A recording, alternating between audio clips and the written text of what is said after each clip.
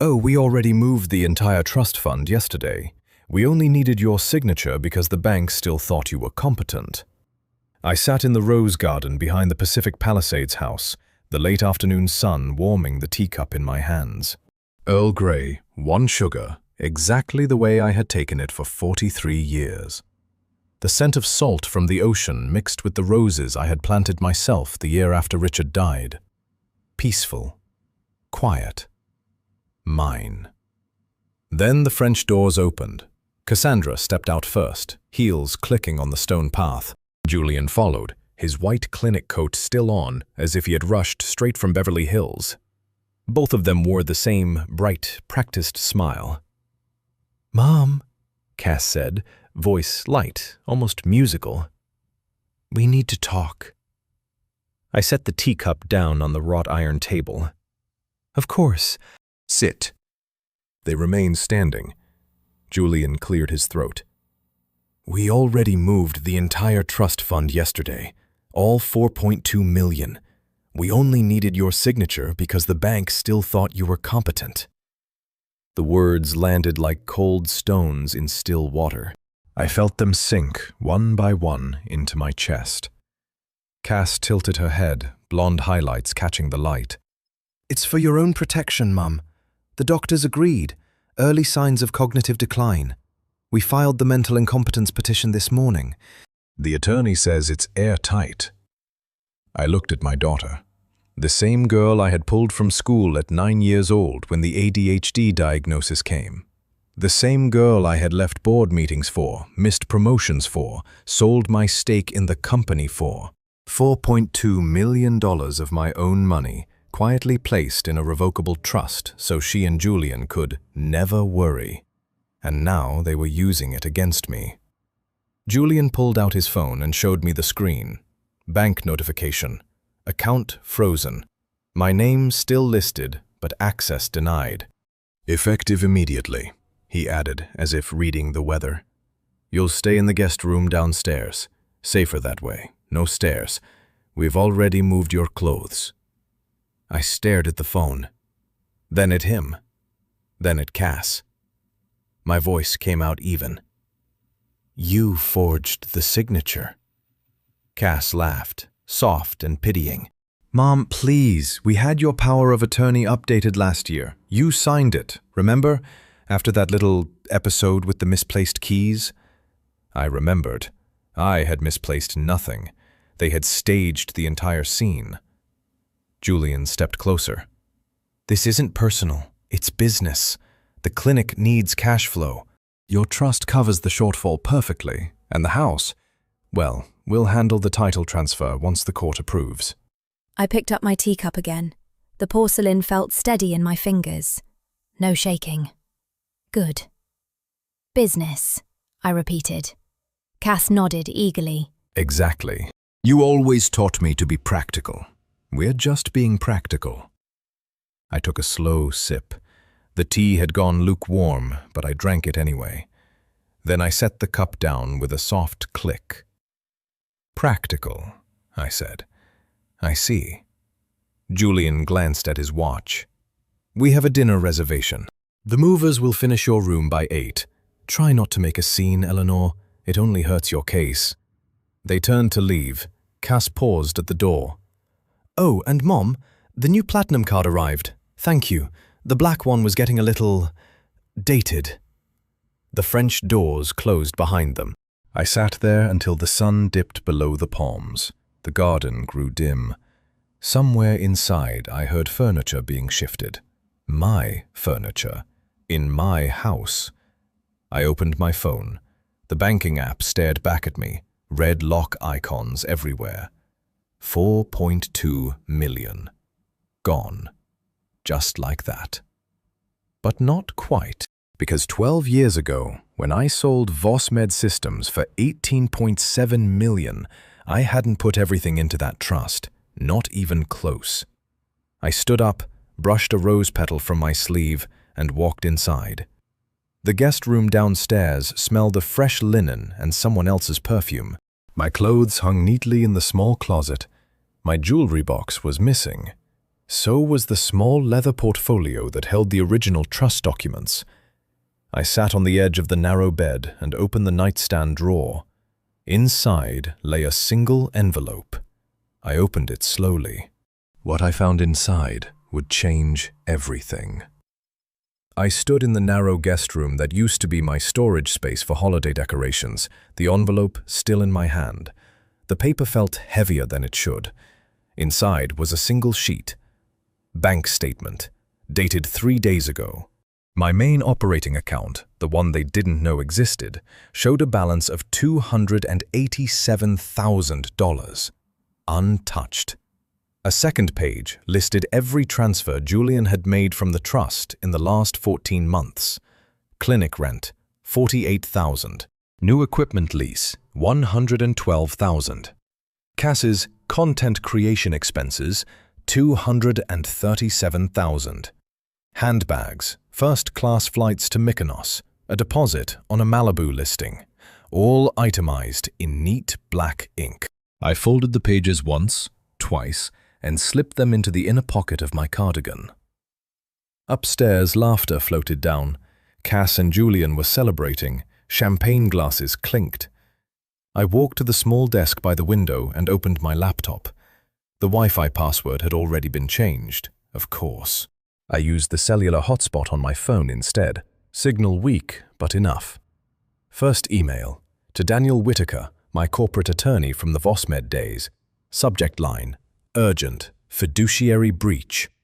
I attached the bank statement and typed 3 short lines.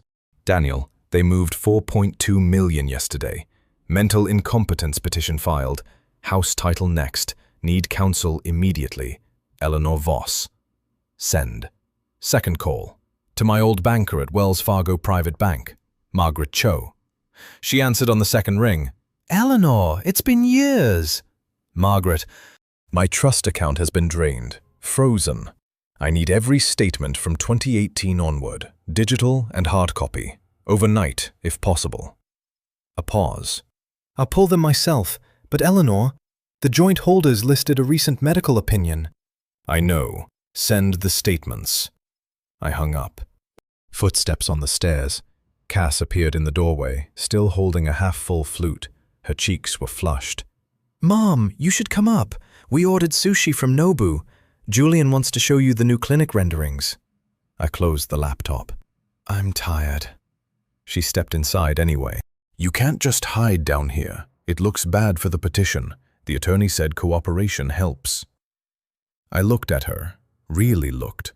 The same eyes I used to kiss goodnight after reading 3 extra stories because she couldn't settle. Cooperation, I said. Cass smiled, small and tight. Yes. Like when you helped us with the clinic startup, remember? You were so generous. $2.1 million, I replied. Interest-free, never repaid. Her smile faltered for half a second. Then it returned, brighter.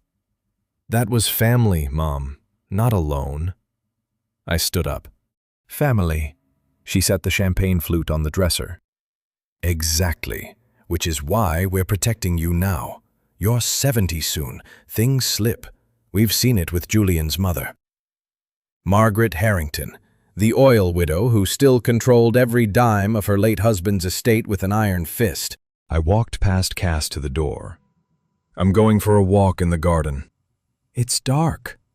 I know the way. Outside, the night air was cool.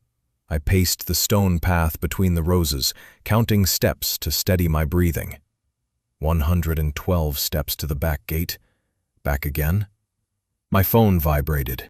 Daniel Whitaker. Eleanor, I'm in. First thing tomorrow I file an emergency motion to freeze any further transfers, but we need to meet. Your house or my office? My house, I said. They changed the locks on the front door this afternoon. Use the garden gate. Code is still 9876. He chuckled once, dry. Still the same Eleanor. No, I said. Better. I ended the call and kept walking.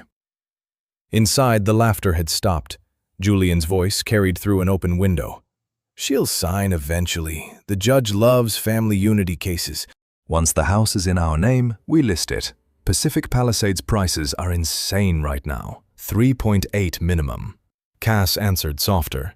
Just don't push too hard. She still has that old safe in the basement. If she gets stubborn... I stopped under the window. Julian laughed. Stubborn won't matter after the competency hearing. We have the emails from when Richard died. She was a mess. Perfect evidence. I turned away and continued my slow circle of the garden. By midnight, the house was quiet. I let myself back in through the side door, the one with the old key they forgot to collect. In the guest room, I opened the nightstand again. Another envelope had appeared. Eviction notice, 30 days, signed by Cassandra Voss Harrington, authorized representative. I read it twice. Then I took a photo and emailed it to Daniel. After that, I sat on the bed and opened the small notebook I had carried since the Vossmed sale. Page after page of numbers. Monthly support I had quietly paid for the clinic. 14,000. Cass's credit card bills I had covered for 4 years, average 9,800. Julian's malpractice tail insurance, 22,000 annually, all from my personal accounts, never once acknowledged. I closed the notebook. Tomorrow Daniel would arrive. Tomorrow the real numbers would start talking. But tonight, in the silence of the downstairs room that smelled of someone else's perfume, I allowed myself one long, slow breath. They thought they had me cornered. They had no idea I still held the vault keys. The morning light filtered through the small basement window like a reluctant visitor. I had slept 3 hours, maybe 4. Enough. I dressed in the same grey cardigan from yesterday, slipped the folded bank statements into the pocket, and went upstairs. The kitchen smelled of fresh coffee and expensive cologne. Margaret Harrington sat at the marble island like she owned the place. 71, spines straight as a board, diamond studs the size of dimes catching the light. Julian's mother. Oil money from East Texas, the kind that never apologize. "Eleanor," she said, voice smooth as bourbon. "You look tired. Sit. We're having a little family meeting." Cass stood by the espresso machine, already dressed for the cameras, cream silk blouse, diamond tennis bracelet I had paid for in 2022. Julian leaned against the counter, arms crossed, clinic scrubs swapped for a navy polo. I took the chair at the far end. No coffee, no smile. Cass opened her laptop. The screen lit up with a PowerPoint titled, "Caring for Mom, Phase 1. "Before we start," Margaret said, leaning forward, "I want you to know this comes from love. Julian and Cass have been carrying the load. The trust fund move was necessary. You're not yourself lately." I folded my hands in my lap. Not myself. Cass clicked to the first slide, numbers in neat blue boxes. "Monthly care budget," she announced. "We've projected 18,000 for in-home support. That covers the night nurse, meals, and the new medication the doctor recommended." I kept my face blank. The new medication was something I had never heard of. Slide 2. House maintenance and utilities, 12,400. We'll handle it from the trust. Your social security check can go straight to incidentals. Social security? I hadn't drawn a dime in 12 years. They knew that. Julian cleared his throat. "Mom, the clinic is still short on overhead. The trust covers the gap. It's temporary." "Temporary," I repeated. Margaret smiled, the way people smile at children who don't understand. "Eleanor, dear, sign the updated power of attorney. It simply lets the kids manage everything without these little disruptions. You'll have your allowance, 5,000 a month, more than fair." Cass clicked to the next slide. Photos of the guest room downstairs, now labeled Mother's Suite. A new hospital bed mocked me from the image. "See, we've thought of everything," Cass said. "The competency hearing is in 3 weeks. The attorney says your old emails from when Dad passed will seal it. Stress-induced confusion." Classic. I pulled the small leather notebook from my cardigan and began writing. Not a word, just numbers. 18,000 care budget, 12,400 utilities, $5,000 allowance.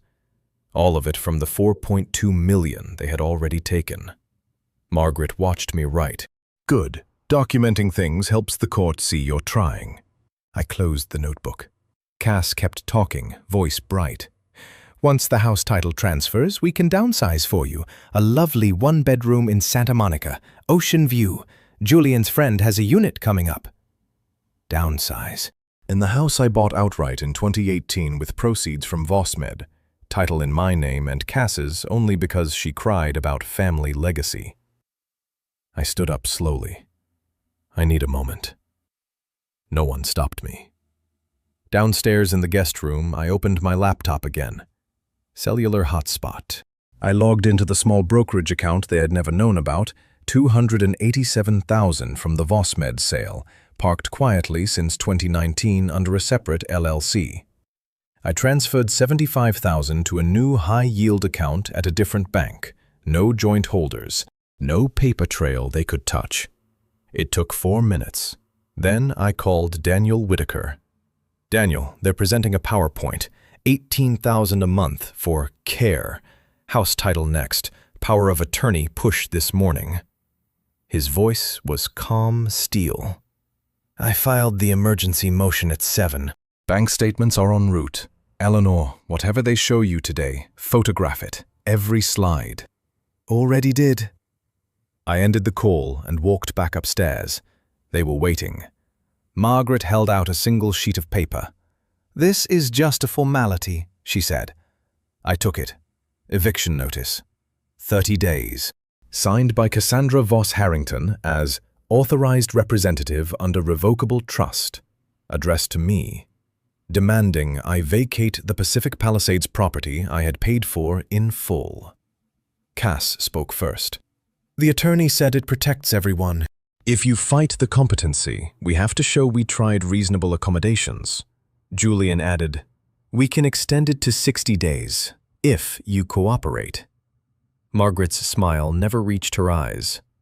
Sign the power of attorney, Eleanor. End this nonsense.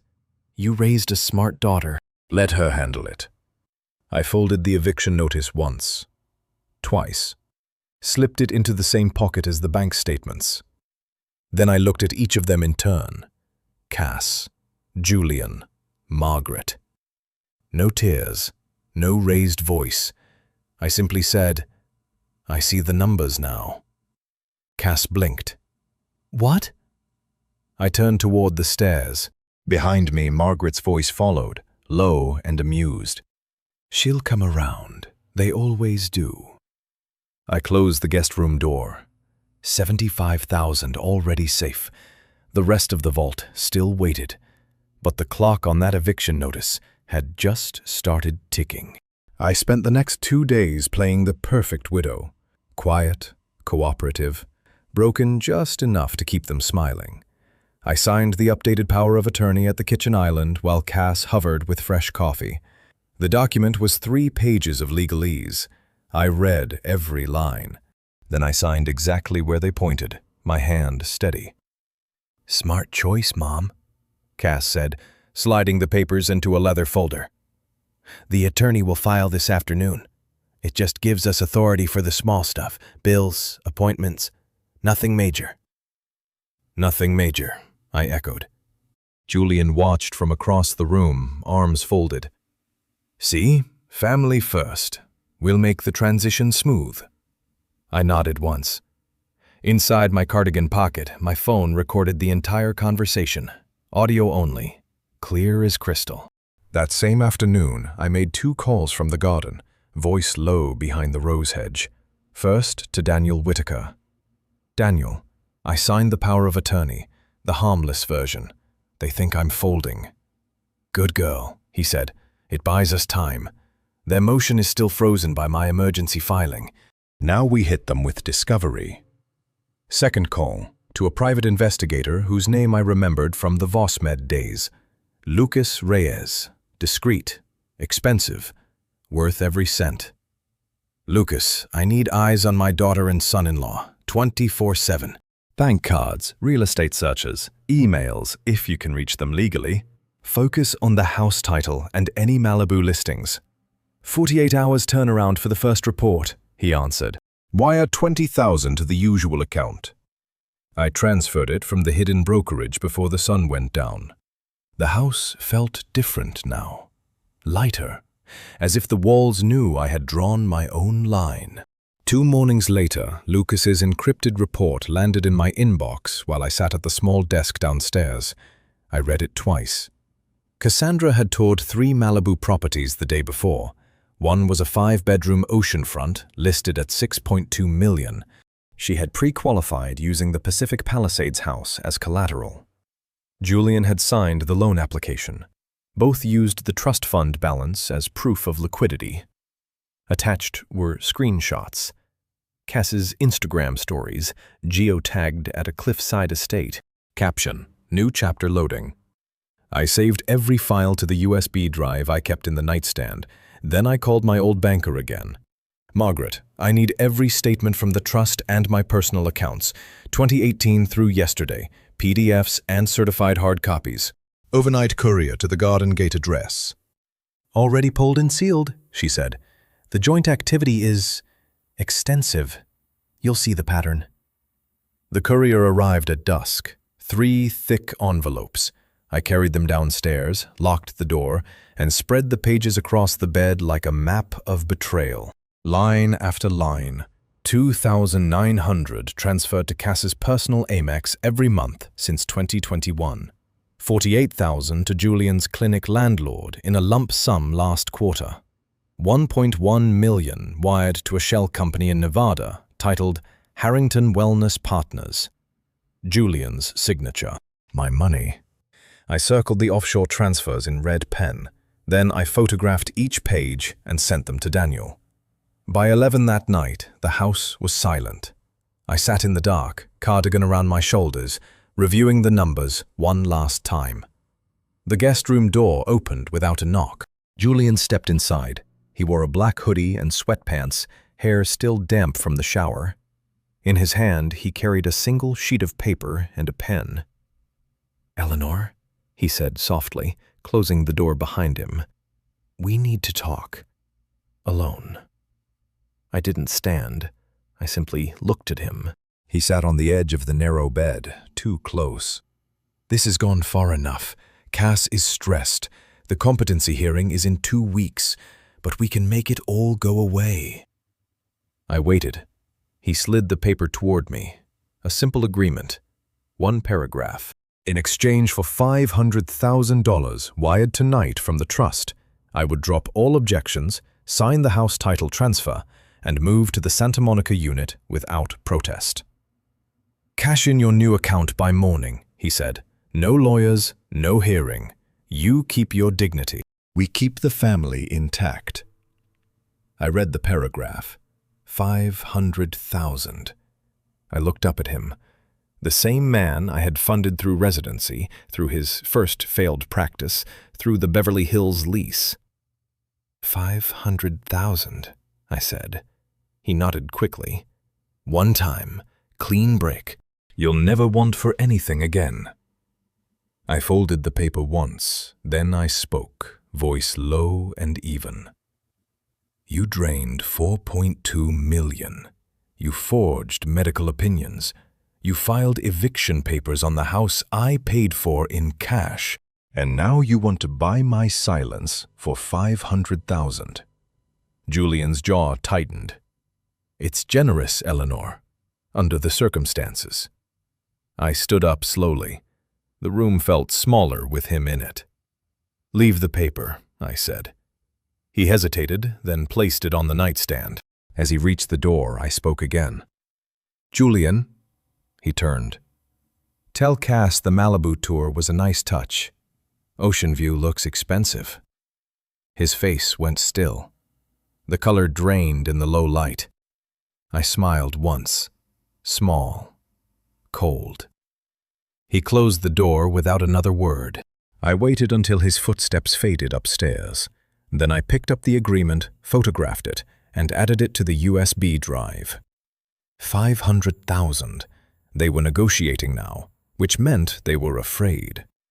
I slipped the drive into my cardigan pocket and turned off the lamp. The house creaked once in the dark. Tomorrow the bank statements would reach Daniel. Tomorrow the real numbers would start to scream. I left Julian's agreement on the nightstand untouched. No signature, no counteroffer, just the paper, folded exactly as he had left it. By 8 the next morning, I was on the phone with my insurance broker. Voice low, steady, the cellular hotspot glowing on the small desk. Cancel policy number 47289, effective immediately, I said. Remove Julian Harrington's clinic as a named insured. Send confirmation to my personal email only. The broker hesitated half a second. Eleanor, that policy has been active since 2021. You're the guarantor. Annual premium $38,400. Cancel it, I repeated, and flag any future automatic renewals. I no longer authorize payment. Confirmation email hit my inbox before I finished my tea. I forwarded it to Daniel Whitaker with one line. First cut made. Watch for the scream. I waited. It came at 10:17. Cass burst through the guest room door without knocking, phone in one hand, face flushed under her perfect makeup. Mom, what the hell did you do? I looked up from the bank statements I was annotating. Good morning, Cassandra. She thrust the phone at me. Screen showed an email from the clinic's insurance carrier. Bold red text. Coverage terminated. Guarantor revoked. The clinic just got hit with a $68,000 invoice for the tail coverage, she snapped. They won't process claims until it's paid. Patients are already calling. Julian has 3 consults this afternoon. I set my pen down. 68,000. Yes, you know we can't float that right now. The trust transfer is still frozen because of your lawyer's stupid motion. I folded my hands. The trust money you moved without my consent. Cass paced the narrow room, heels clicking on the hardwood. This is insane. You're punishing your own family. Julian's patients are celebrities. If this leaks... I stood up slowly. Then pay it yourselves. You have $4.2 million. Use it. Her mouth opened, closed. For the first time in weeks, she looked small. Julian appeared behind her, still in scrubs, face tight. Eleanor, we had an agreement last night. No, I said. You had a piece of paper. I had the policy. Margaret's voice floated down the stairs before she appeared. What is all this noise? She stepped into the doorway, cashmere sweater draped over her shoulders like armor. Cassandra, calm down. Eleanor, darling, this is exactly why we need the power of attorney. These little rebellions hurt everyone. I picked up my notebook. Rebellions. Margaret smiled thinly. We've invited our attorney to the house this afternoon, neutral ground. He'll explain why fighting this is pointless. The judge already has the medical affidavits. I nodded once. 3 o'clock works. They left me alone. I spent the next hours preparing. Lucas Reyes's second report arrived encrypted. Julian had routed $1.8 million through a Nevada shell last quarter, labeling it consulting fees on the clinic books. My money. Tax returns he had never shown me. I printed the wire confirmations, highlighted the IRS code sections in red, and slid them into a fresh folder. At 2:45, the doorbell rang. Their attorney was a tall man in a charcoal suit, silver hair, briefcase that probably cost more than my first car. He introduced himself as Richard Langford. We sat in the living room I had furnished 12 years ago, Cass and Julian on the sofa, Margaret in the wing-back chair. I took the single armchair by the window, back straight. Langford opened a thick file. Mrs. Voss, the mental incompetence petition is strong. Your daughter has documented your episodes. The power of attorney you signed yesterday gives them authority to resolve this amicably. I sipped water from the glass I had carried down. Episodes. He slid a copy of the emails across the coffee table. Richard's death. My grief typed in shaky sentences at 2 in the morning. Stress-induced cognitive lapses, Langford said smoothly. Standard in widows your age. The court will appoint a guardian. You'll be cared for. The house can be sold, proceeds divided fairly. Cass leaned forward. Mom, please, sign the title transfer today. We'll drop the hearing. Everyone wins. I set the glass down. The clink sounded loud in the quiet room. Fairly, I said. 4.2 million moved. 1.8 million funneled offshore as fake consulting fees. 38,400 in insurance premiums I paid for 6 years. Clinic rent covered every quarter, all from accounts you never touched until you decided I was incompetent. Langford's eyebrows rose a fraction. I opened my folder and passed him the highlighted wires. IRS Section 7602, Fraudulent Deductions. Your client signed every one. Julian's face went pale. Those were legitimate business expenses. Lies, I said. All lies. Cass started to speak. I lifted one finger. She stopped. Margaret's voice cut in, cold. This is why we're here, Richard. She's paranoid, delusional. I looked at her. Paranoid enough to keep every receipt since 2018? Langford flipped through the pages. His expression changed from confident to cautious.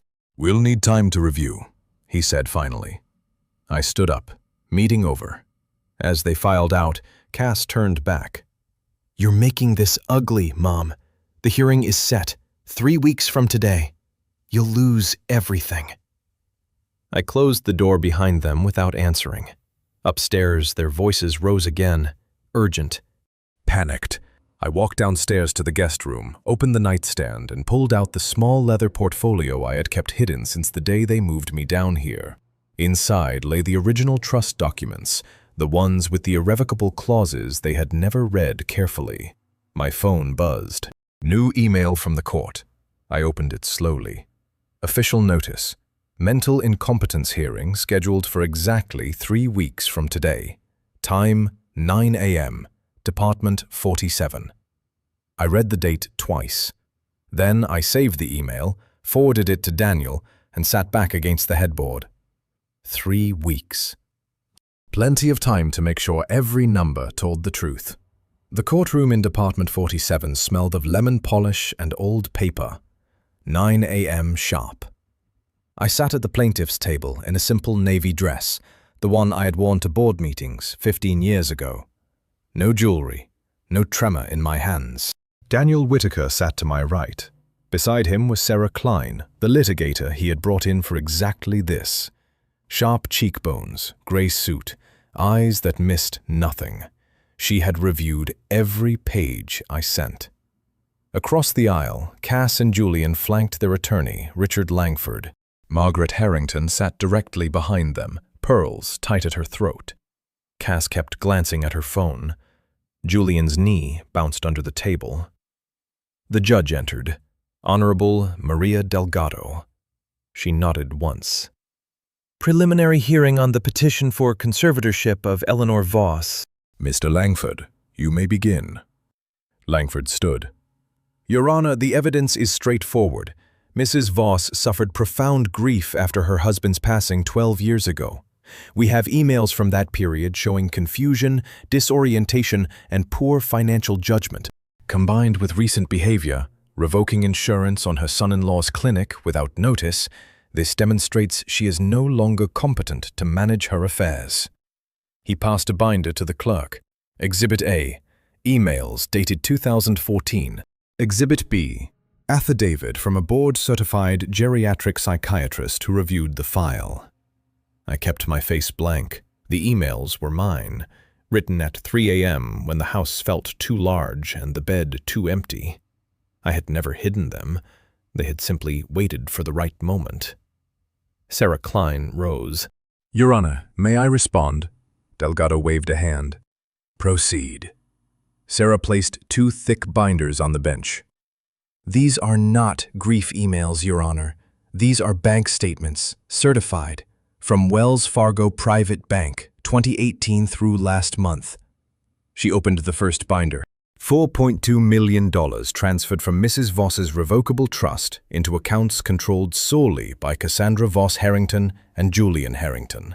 No prior notice, no meeting of the minds. The trust document requires explicit consent for any withdrawal over $50,000. Langford started to object. Sarah kept speaking. Page 47. $1.8 million routed through a Nevada shell company called Harrington Wellness Partners, labeled as consulting fees. No consulting occurred. The clinic books show zero corresponding revenue. Julian's knee stopped bouncing. His face flushed. Sarah turned the page. Page 62. Insurance policy on the clinic, guaranteed by Mrs. Voss for 6 consecutive years, cancelled 2 days ago. Premium was $38,400 annually. The clinic now faces an immediate $68,000 tail coverage demand. Claim denials have already begun. Cass leaned toward Langford and whispered something sharp. Sarah continued, voice level. We also have the power of attorney Mrs. Voss signed under duress last week. Audio recording of that meeting is Exhibit C. The respondents presented it as harmless. Within 48 hours, they filed an eviction notice on the Pacific Palisades home Mrs. Voss purchased outright in cash. She slid the eviction notice across the bench. Delgado adjusted her glasses. Mr. Langford. Langford cleared his throat. Your Honor, these are family financial arrangements. Mrs. Voss has a history. Julian stood up. This is ridiculous. She's twisting numbers that were gifts. Gifts! The judge looked at him. Sit down, Dr. Harrington. Julian sat. His hands shook as he gripped the table edge. Sarah smiled once, small and cold.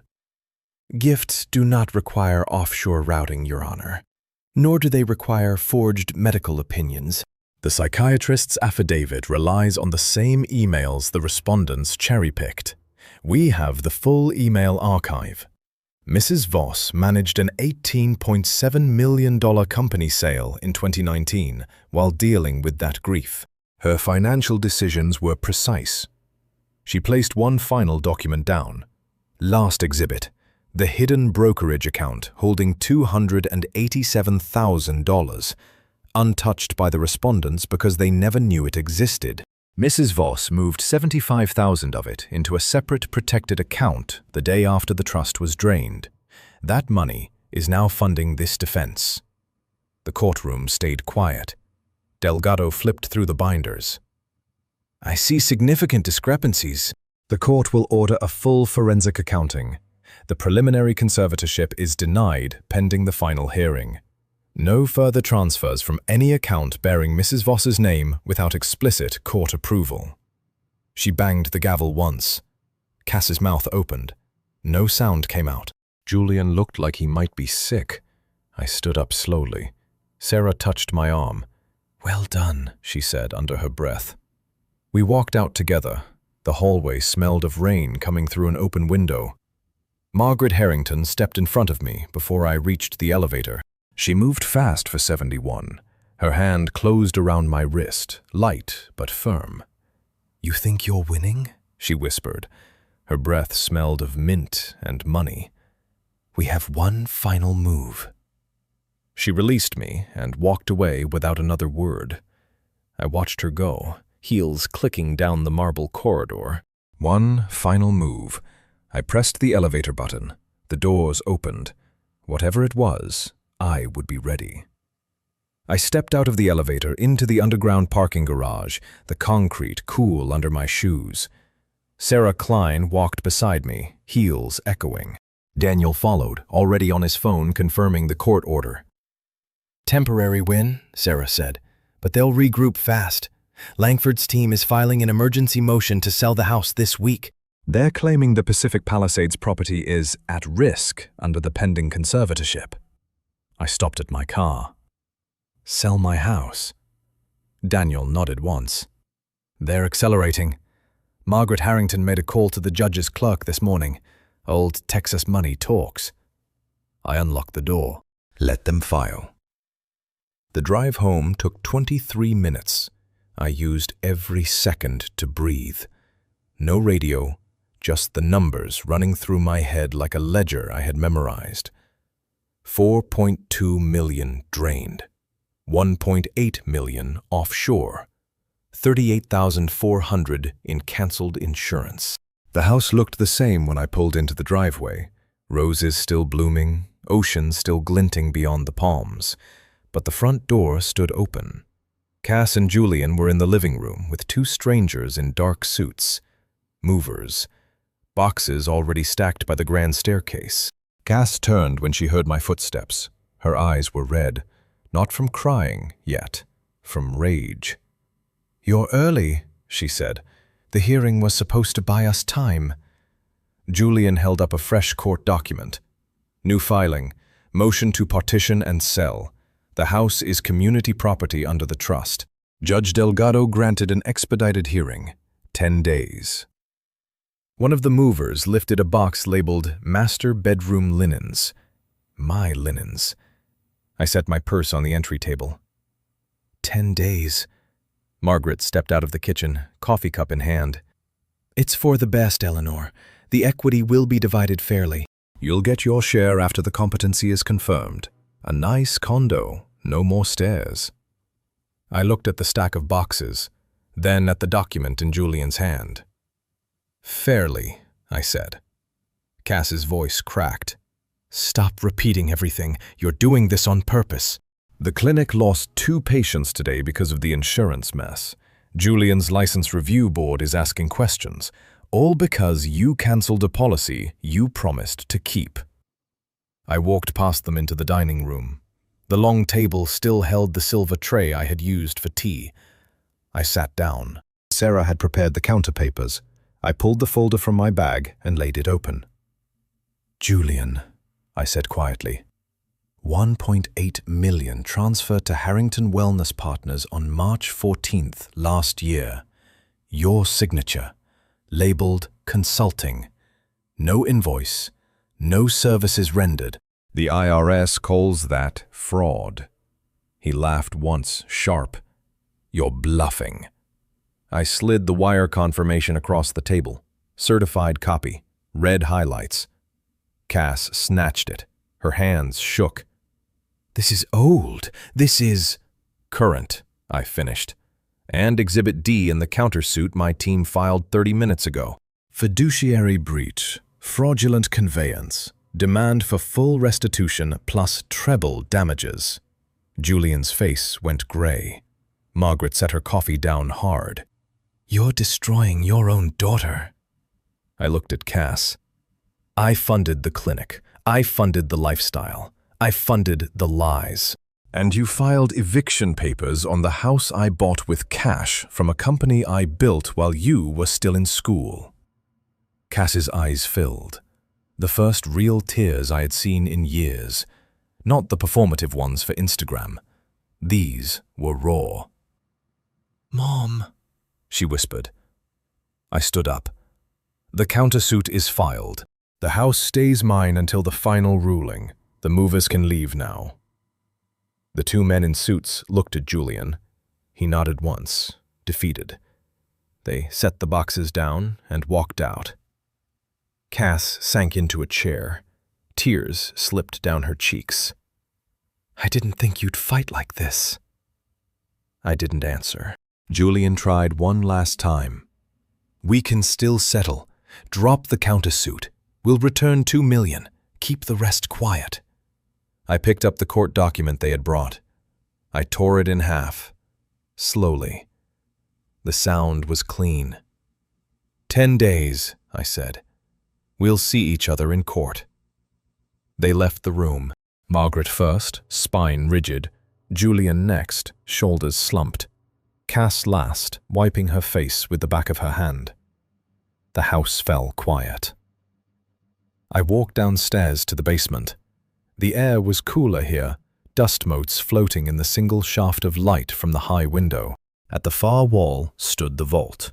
Small, steel, biometric lock I had installed myself the week after closing on the house, the one they never knew existed. I pressed my thumb to the pad. The lock clicked open. I turned the handle slowly. Inside were the original Vosmed sale contracts, the irrevocable trust addendums they had never read, every email chain with the bank, and one small black USB drive. I pulled the drive out and held it in my palm. Every wire confirmation, every offshore transfer, every forged signature on the clinic books, the full forensic trail. I closed the vault door. The metal thud echoed once. This was the final piece. Tomorrow, Sarah would upload it all. Tomorrow, the numbers would speak louder than any tear Cass could cry. But tonight, in the quiet basement that still smelled of my old filing cabinets, I allowed myself one small, cold smile. They had played their last card. Mine was already in my hand. The final hearing in Department 47 began at 9 sharp on a Thursday that smelled of rain and fresh coffee from the hallway vending machine. I wore the same navy dress, same steady hands. Daniel and Sarah sat beside me. Across the aisle, Cass looked smaller in her cream silk. Julian's tie was crooked. Margaret sat one row back, lips pressed into a thin line. Judge Delgado entered. No smile today. Final hearing on the petition for conservatorship of Eleanor Voss and the countersuit for fiduciary breach. Miss Klein, your witness. Sarah stood. Your Honor, we submit the USB drive marked Exhibit 1. It contains every wire transfer, every offshore routing, every clinic ledger entry from the past 6 years. The clerk plugged it in. The screen lit up. Numbers filled the courtroom like quiet accusations. I rose without being asked. May I speak, Your Honor? Delgado nodded once. Briefly, Mrs. Voss. I walked to the podium. No notes. I had memorized every figure. 6 years ago, I sold my company for $18.7 million. I placed $4.2 million into a revocable trust for my daughter and son-in-law. Not because they asked, because I chose to. I paid the clinic rent, $48,000 a quarter. I covered Julian's malpractice tail insurance, $38,400 every year. I settled Cass's credit cards, $9,800 a month on average. I never asked for repayment. I never asked for thanks. I looked at Cass. She stared at the table. Then they moved the entire $4.2 million without notice. They filed eviction papers on the house I bought in cash in 2018. They told the bank I was incompetent. They offered me $500,000 to stay quiet. Julian's shoulders tightened. I turned back to the judge. $1.8 million went to a Nevada shell called Harrington Wellness Partners. Julian signed every check. No services, no invoices. The forensic audit shows it. The IRS will see it too. I paused. 3 seconds. Perfect silence. Money is just numbers on a screen, but dignity is not for sale. I sat down. Sarah took over. Your Honor, the evidence is irrefutable. We request full dismissal of the conservatorship petition, return of the $4.2 million plus 8% interest, clear title to the Pacific Palisades property in Eleanor Voss's name alone, and referral of Dr. Julian Harrington to the medical board for fraud. Langford tried. His voice cracked on the first sentence. Your Honor, this is a family matter. Delgado cut him off. Enough! She flipped the last page of the binder. The courtroom clock ticked once, loud. Petition for conservatorship is denied. Mrs. Voss is fully competent. All prior orders are vacated. The $4.2 million will be returned within 30 days, with interest calculated at 8% per annum. The Pacific Palisades residence reverts solely to Eleanor Voss. Title transfer to be recorded by close of business tomorrow. She looked at Julian. Dr. Harrington, your license is suspended pending investigation by the medical board. The court refers the offshore transfers to the district attorney. Cass made a small sound, not quite a sob. Margaret stood up without a word. She walked out. The door closed behind her with a soft click. The gavel fell. It was over. Outside the courthouse, the rain had started. Sarah shook my hand. You did it. Daniel gave me a single nod. Numbers don't lie. I drove home alone. The house was empty when I arrived. No movers, no boxes. The front door opened with my key. The roses in the garden were still wet from the rain. I made tea. Earl Grey, 1 sugar. I carried the cup to the same wrought iron table where it had all begun. Cass's car pulled into the driveway 20 minutes later. She stepped out alone. No Julian. Her eyes were swollen. She carried a small suitcase. "Mom," she said from the edge of the garden, "we wired the first $1 million this morning. The rest by Friday. The title is already changed." I took a slow sip. She shifted her weight. "Julian's clinic is closing next week. He has to sell the equipment. I'm selling the Hermes collection. The black one you bought me for my 40th. All of it." I set the cup down. Cass waited for something. Tears, anger, anything. I gave her nothing. "I'm moving to the guest house in Santa Monica," she whispered. "For now." I looked at the ocean beyond the palms. The water was gray today, calm. "Leave the gate code when you go," I said, "and change yours." She stood there another moment. Then she turned and walked away. The car door shut. The engine faded down the street. Silence returned. I finished the tea.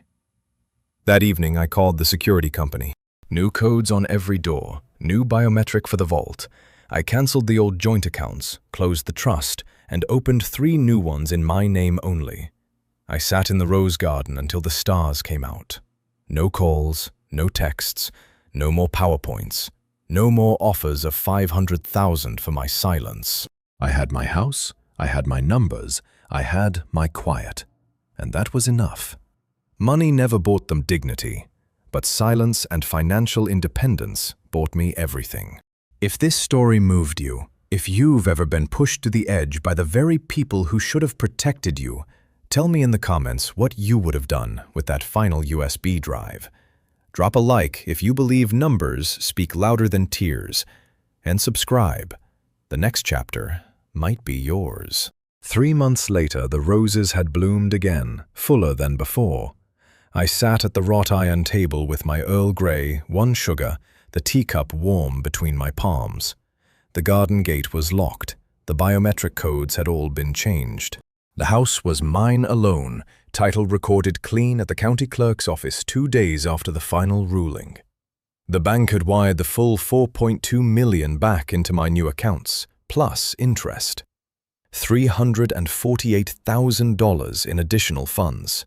I moved every cent into 3 separate high-yield trusts with no joint holders, no revocable clauses, no family names anywhere on the paperwork. I had not answered a single call, not one text, not one late-night email from Cass begging for just one conversation. The silence felt like money in the bank. Lucas Reyes sent his final report last week, encrypted as always. Julian's medical license was revoked for 6 months. The clinic doors were padlocked. Equipment auctioned off for $211,000 to cover the tail coverage I no longer paid. He was working nights at an urgent care chain in the valley. Hourly rate, $38. No more celebrity consults. No more private jet weekends. Cass had sold the entire Hermes collection. The black one I bought her for her 40th went for $29,000 at a consignment house in Beverly Hills. She listed the Malibu Dream on Zillow last month. Asking price dropped twice already. No offers yet. She moved into a 1-bedroom apartment in Culver City. Rent, $3,800 a month. She paid it herself for the first time in 12 years. Margaret Harrington flew back to Texas the day after the hearing. No goodbye. No final whisper. Just the click of her heels down the courthouse corridor. And then, nothing. I took another sip. The tea tasted cleaner somehow. The new platinum card arrived in my name only yesterday. I had not activated it. I did not need it. The garden was enough. The quiet was enough. My phone stayed on the table, face down.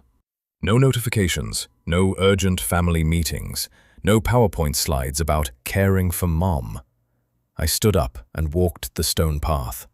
112 steps to the back gate, exactly as I used to count them in the dark. The roses brushed my sleeves. Salt air from the ocean mixed with the petals.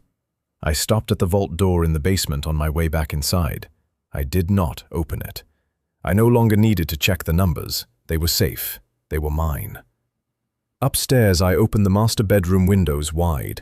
Sunlight poured across the hardwood I had chosen myself in 2018. No more guest room. No more narrow bed that smelled of someone else's perfume. I made the bed with fresh linens, hospital corners, the way Richard liked them. Then I sat on the edge and looked out at the Pacific. No forgiveness had been asked for. None had been given. They had taken everything they could reach, and when they reached too far, the numbers reached back.